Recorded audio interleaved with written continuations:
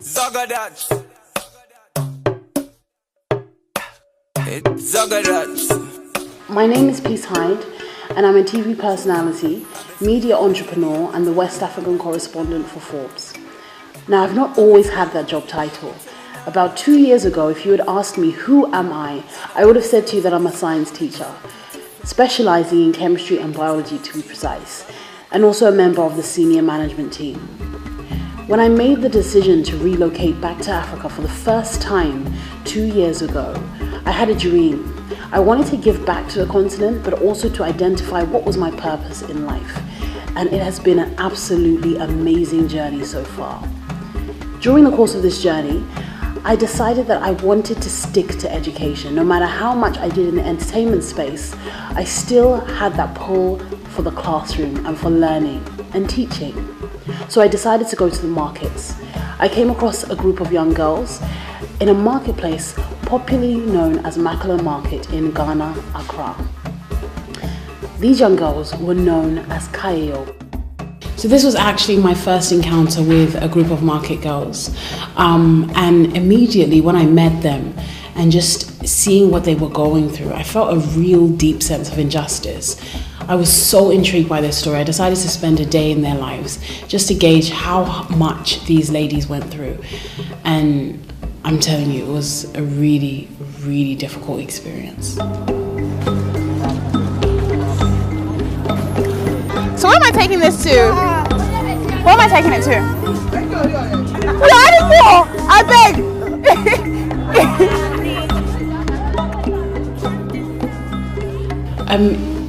It was one of the most difficult experiences I've ever had in my whole entire life. I went home absolutely knackered just from the whole entire experience, carrying things up and down, the walking, it was insane. But for these poor girls, they would sleep there on the streets and repeat this process over and over again, day in, day out. You see, the only difference between them and the home child is the opportunity the latter had. I had an overwhelming feeling in me that something needed to be done for these poor girls. At the time, I didn't have enough money to do anything really that would have a huge impact. So I would simply go to the marketplace each weekend and teach whoever I could find that was willing to learn some basic numeracy, literacy, and science. But I believed in my heart there was more that needed to be done. There had to be a way of making more of an impact than this one-woman crusade to help these poor girls. It was then that I realized I could do a lot more. This was how Aim High Africa was initially born. So you're all drawing your favorite thing. I remember a very significant moment for me was one of the mothers of the children I used to teach in the market classes broke down. She expressed to me how difficult it had been for her to raise her child who had Down syndrome and a hole in the heart condition. I couldn't even express in words how sad that situation was. Solomon is my son. Okay. He's a Down syndrome boy. Okay. And at the same time, he's a holy hand boy. He's done really well especially in the creative drawing part. He's drawn his favorite food, which is fish, isn't it? Fish. Yes. And he also he did a really nice picture of a bull. Yeah. And he drew himself as well. So he's in the process of drawing himself. So he's really good with arts. He's really good with arts, but maths, science, but English. Look at the. It's only Solomon's father who supports. Because of Solomon's condition, I can't go to any place. I can't do any job. So I stay at home looking at Solomon. So it's only her father who is the breadwinner, and she's tried a lot to support back the children are plenty. I have 6 children. Solomon Down syndrome. I don't want Solomon to walk around because these children, they like going outside. I don't like that. So I take him to the school. At least the time will come we learn something small. Solomon like drums very well. Drums and the piano. If you go to church, we go in where the drums were. I want them to have Solomon to come somebody. At least a time will come I will no more be in the world. If Solomon with somebody, it will know how to cook small and live with her life, his life. So if somebody wants to they want to help me, they're to help me to pick Solomon up.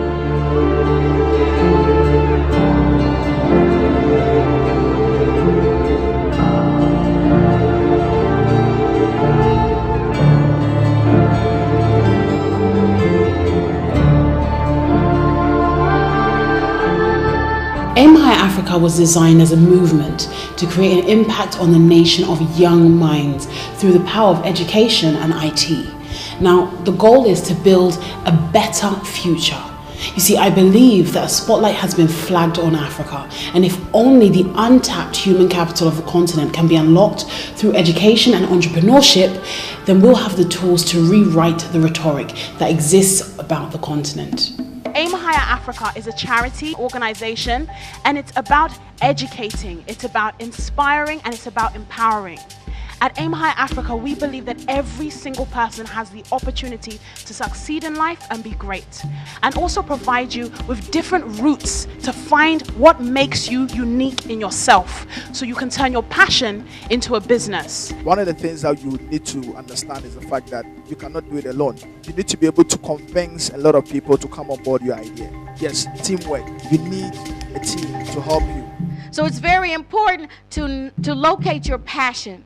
What is your passion? When people see something in you, they see your potential, they see your talent, they are willing to invest in you. Aim High Africa runs a series of initiatives, all designed with the goal to educate through the use of IT. Now, one of our strongest initiatives that we operate is called Ignite, where we go to schools and universities, and we have an outreach that goes to marketplaces and the outskirts of the country to deliver tailored entrepreneurial classes to young students, all designed with the hope of empowering them to bridge the gap between poverty and prosperity.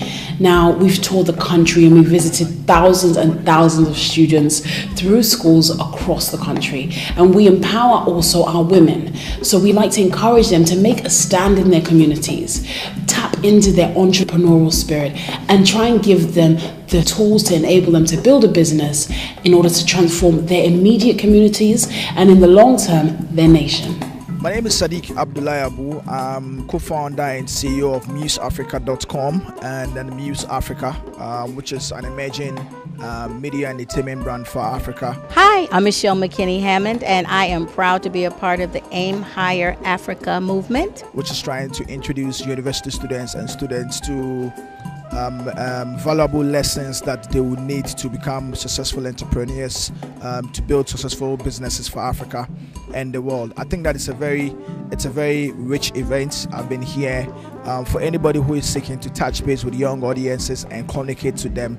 This is the surest way to actually get down to them. And they are doing a spectacular job empowering tomorrow's entrepreneurs today with a toolkit initiative, giving them the tools they need to prepare themselves for success and reaching their highest potential so that they can be gifts not just to Ghana, but to Africa and the rest of the world.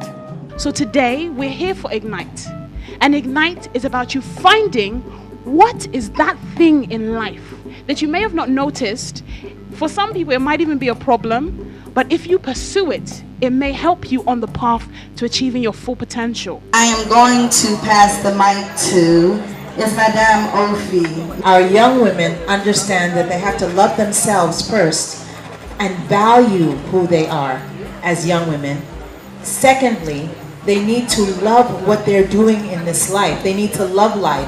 And that means basically living your passion, loving what you're doing. Hi, this is Ama K. Ababrese, and More Than a Woman, I think, is a very notable event. I want to give a big shout out to Aim Higher for making it happen. And yes, be a woman, of course. And just remember, we can always be more. We can be more than we can be anything we want. I I believe as a nation and a continent, we have a long way to go. And as Aim High Africa, we work closely with policymakers and regulatory bodies to help start that dialogue about corporate social responsibility and building the new age of entrepreneurs through the power of educating. Africa is at the cusp of change, and we need to provide enabling environments to transform the lives of impoverished communities for the better. It's absolutely imperative. We need to build this continent in order to create sustainable and scalable businesses for the future. The only way to do so is by empowering a league of entrepreneurs through the use of education and ICT. Now, I believe that together we can, and it's up to us to open the dialogue for Africa and the rest of the world.